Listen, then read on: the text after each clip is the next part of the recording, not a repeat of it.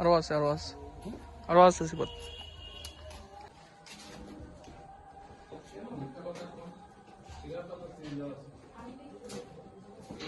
উপকার করে বুঝলাম। তো এত সিলিন্ডার যে এখানে চিন্তা করছেন এটা একটা যদি কোনো ইয়ে হয়।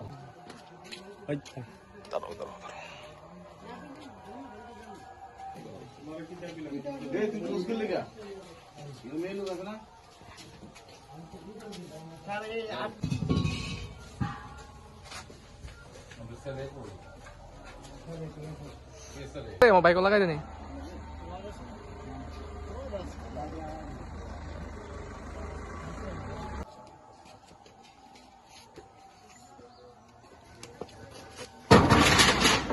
কিছু গ্যাসের সিলিন্ডার বেআইনিভাবে একটি বাড়িতে মজুত রাখা হয়েছে।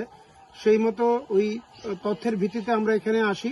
মহকুমা প্রশাসনের পক্ষ থেকে খাদ্য দপ্তর এবং তেলিয়ামুড়া পৌর পরিষদের যৌথ টিম আমরা গৌরাঙ্গটিলায় আসি। এসে জনৈক প্রবোধ চন্দ্র রায়ের বাড়িতে আমরা মোট 31টি এলপিজি সিলিন্ডার পাই। একটি ঘরে দুটো ঘরে মজুত রাখা অবস্থায় পেয়েছি।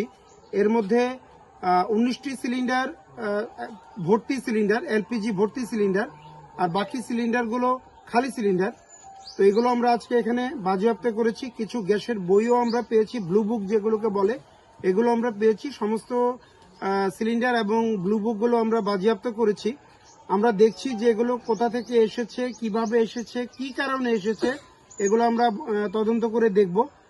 আমরা তেলিয়ামুড়া থানার পুলিশ আমাদের সঙ্গে আছেন, সিকিউরিটি স্টাফরা।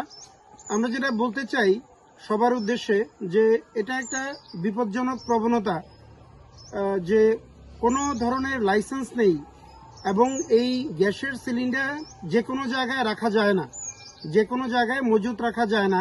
গ্যাসের সিলিন্ডার মজুত রাখার জন্য নির্দিষ্ট গোডাউন রয়েছে। এটা ভারত সরকারের অনুমোদিত গোডাউন, যে জায়গায় থাকে গ্যাস এজেন্সিগুলো, ওখানে ভরা সিলিন্ডার, খালি সিলিন্ডার এগুলো রাখতে পারে। এছাড়া এক্সটেনশন কাউন্টার থাকে, সেগুলো দিনে দিনে অপারেট করা হয়। কিন্তু এভাবে দিন রাত্র মিলিয়ে এভাবে যে 19টা সিলিন্ডার এখানে রয়েছে, মজুত রয়েছে ভরা সিলিন্ডার, এটা এই টোটাল এলাকার জন্য, গোটা এলাকার জন্য ভীষণ বিপজ্জনক। যদি কোনোভাবে অগ্নিসংযোগ হয় তাহলে শুধু এই নির্দিষ্ট বাড়িটি নয়, পুরো এলাকা এবং এলাকাবাসীর ভয়ানক বিপদ হতে পারে। তো এই বিষয়টাকে মাথায় রেখে আমরা এগুলো এখন বাজেয়াপ্ত করলাম। আমরা তদন্ত